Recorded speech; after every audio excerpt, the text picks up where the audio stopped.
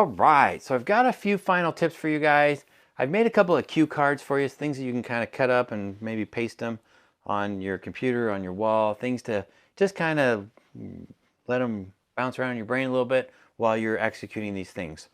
It's good stuff, stuff that I think is really important, but it might not have just organically fit in other parts of the training. And I just was like, oh, I really feel like this is just a few key points that I want to make sure that you have before we finish off this training. So what you've got here is this sheet right here. It says, let me zoom in. You can see that a little better.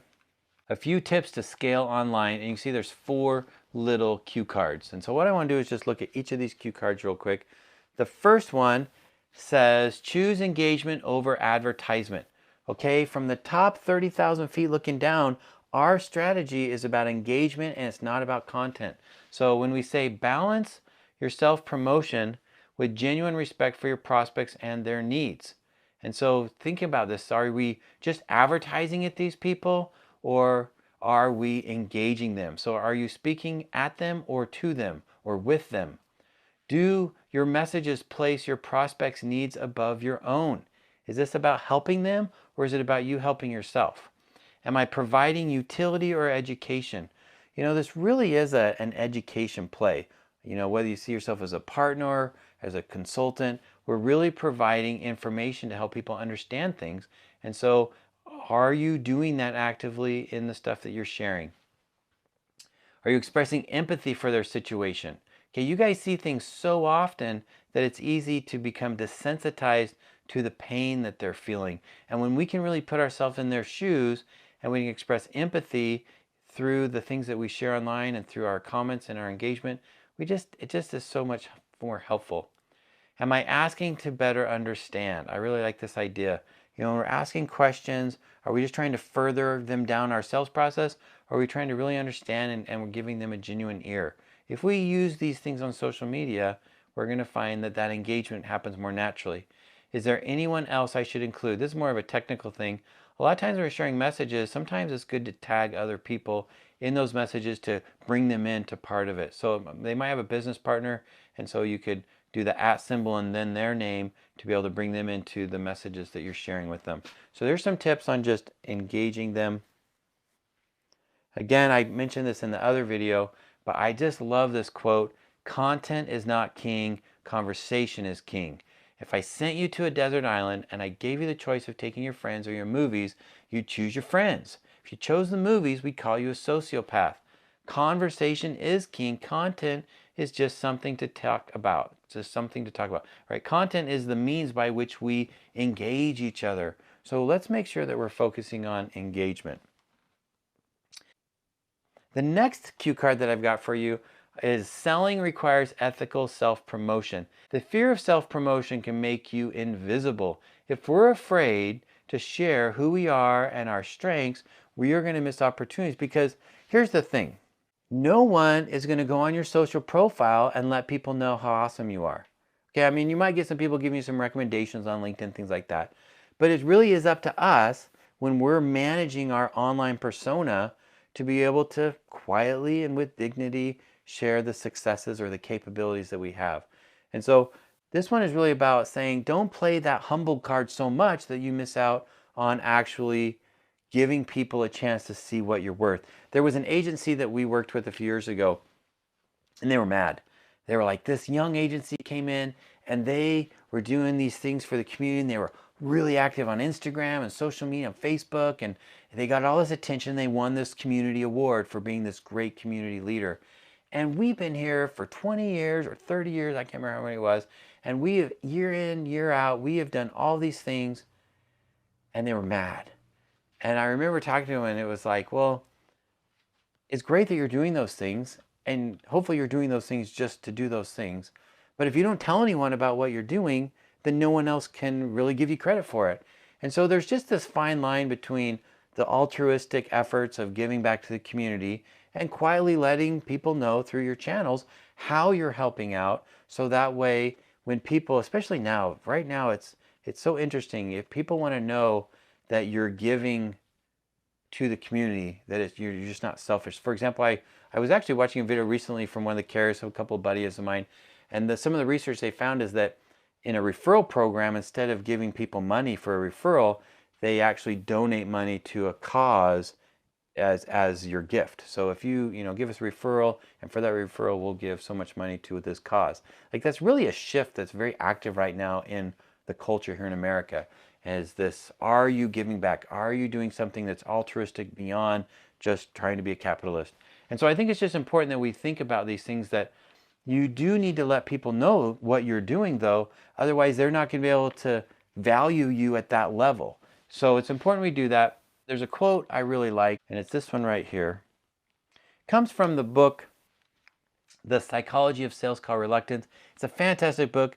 I really recommend it, especially to new producers. It's a great book. It's big, it's thick, it's like a textbook, but it's just powerful. And in it, they say, at the center of ethical self-promotion lies the desire to self-promote. So we need to do that, but we also need to balance that with a genuine respect for the needs of others. Now, the next thing that I want to point out on this one is, are you utilizing your testimonials?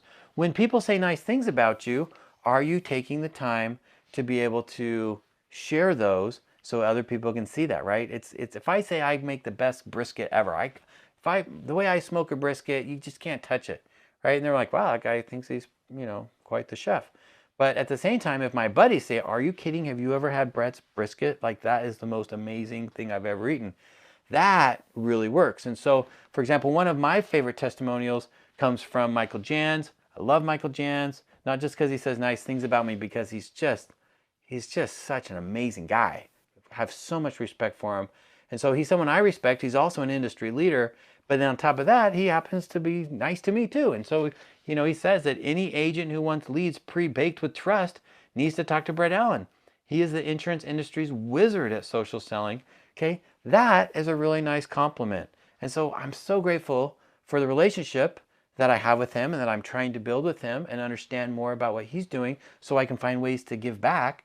It's just important that we don't forget that it's okay to let people know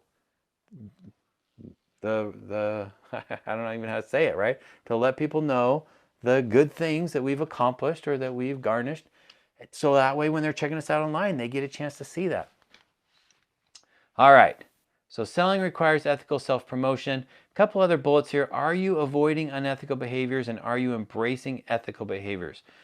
I don't know. If you want to be successful with this stuff on the long term, it's no secret you've got to have ethics. And so there's some unethical behaviors that are really spelled out in this psychology of the sales call reluctance, and there's 19 of them.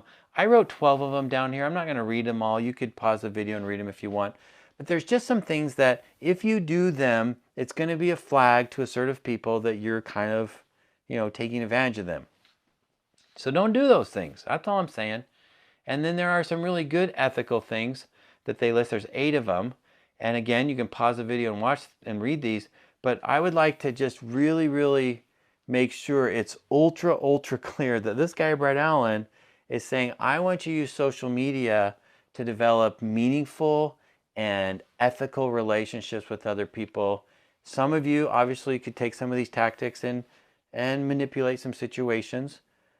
And you might get away with it for a while, but in the end, right, the truth comes out. So always lead with, in my mind, I would just say always lead with your heart in a good place, trying to accomplish a good thing.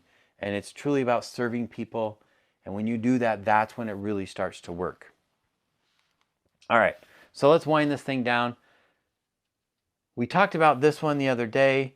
So I'm not going to go into it very long. I'm just going to say that I made a cue card for you so you can print this off. And when you're thinking about the content you're sharing, think about that likability math equation. So you've got proximity, frequency, duration, intensity. Are you working on these focuses when you share your content to be able to create a stronger relationship with your people? That's an important one. One of the quotes that I think is good that goes with this comes from a guy named Simon Kemp. He says, using reach to measure your marketing success is like counting the number of bank accounts you open as a measure of your wealth. We can count clicks and likes and comments and reshares, but what we really want to do is we want to try to measure the relationships that we're garnishing and growing. And it isn't the simplest thing to pull off, but when we try to focus on this, we're going to have greater success. That's all, I guess, all I'm trying to say.